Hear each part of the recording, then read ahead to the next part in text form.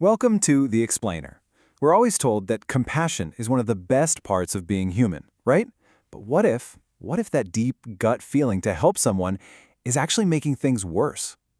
Today, we are diving into a really radical teaching from Korea that flips our whole idea of charity on its head, suggesting our good intentions might be the very source of the problems we're trying to solve.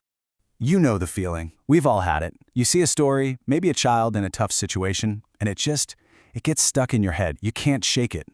And we're taught that this feeling, this empathy, is the absolute peak of human kindness. It's what drives us to do good. But what if we've got that all wrong? Because here's the bombshell question. What if that ache you feel, that intense desire to save someone, isn't a virtue at all? What if it's a huge mistake, a trap? That's the challenging idea we're going to unpack right now. Okay, so the first big piece of this puzzle is what's called the danger of good intentions. The whole idea here is that this intense emotional investment we feel for someone who's suffering, well, it can actually become a kind of prison, not just for you, but for the person you're trying to help too. And at the core of this is a Korean word, solem. It basically means a leaning or a tilt. When you get so emotionally wrapped up in someone else's pain, you are solem. You're imbalanced. And according to this teaching, that's not some noble act of empathy.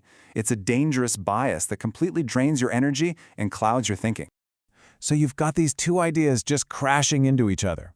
On one hand, we've got the conventional view. Giving from the heart is pure, it's selfless, it's what we should do. But on the other hand, this speaker is saying, no, wait.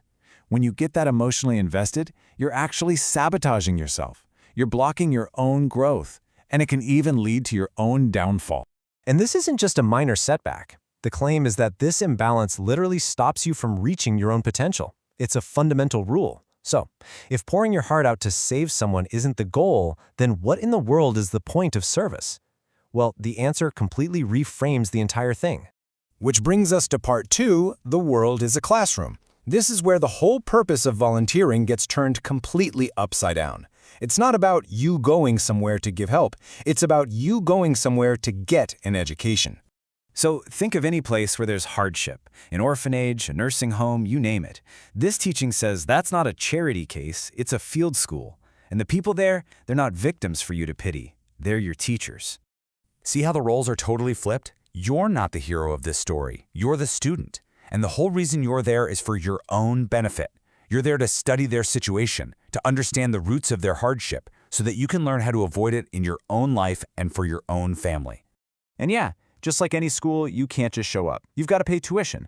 But here, tuition isn't money. It's the offering you bring. The food, the goods, your time, your talent.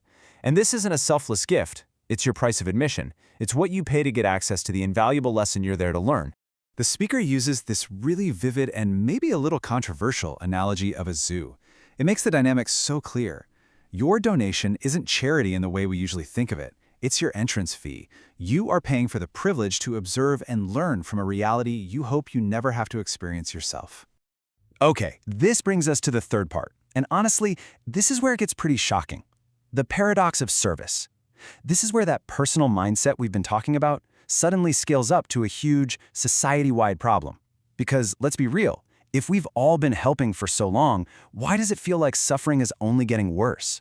The claim here is that our whole collective approach has been fundamentally broken, that our emotionally driven, that solemn style of compassion hasn't just failed to solve problems, it has actually made them multiply. It's poured gasoline on the fire. And the data that's presented to back this up from South Korea is pretty staggering. So, since the Korean War, the general population has about doubled. Okay, makes sense. But in that exact same period, the number of people who need assistance, the number of people in hardship, hasn't just doubled, it has exploded. It's grown by tens of times. And that data forces you to ask a really uncomfortable question. I mean, if we were doing it right, if our methods of helping were actually working, how could this possibly be the result? That line should be going down, not shooting through the roof. So the conclusion drawn from all this is, well, it's blunt. We're not just failing to help. Our wrong methods are actively making things worse. We've just fundamentally misunderstood our role in this whole thing. So, if the old model of helping is totally broken, what's the alternative?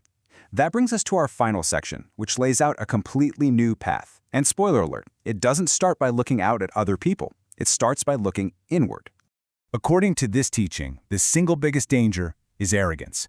The second you walk into that field school feeling superior, like you're the big shot coming to save the day, you've already lost. You shut yourself off from the lesson. And the warning that comes with it is really stark. If you fail to learn from their hardship, you're basically inviting that same kind of suffering into your own life. So what is true service in this worldview? It all boils down to one simple idea: prevention. The ultimate goal isn't to fix other people, it's to learn from their struggles so you can build a life for yourself that's so strong and so wise that you never become a burden on anyone else. And this is the final mind-bending takeaway. The most powerful way to save the world isn't by running around trying to help a million people. It's by making absolutely sure that one person, yourself, never needs saving in the first place. Every single person who manages their own life correctly reduces the total burden on society. And that, in this view, is the highest form of service you can possibly offer. So, this whole perspective leaves us with one last, really challenging question to ask ourselves. The next time you feel that powerful pull to go out and help, stop and ask, who are you truly there to save?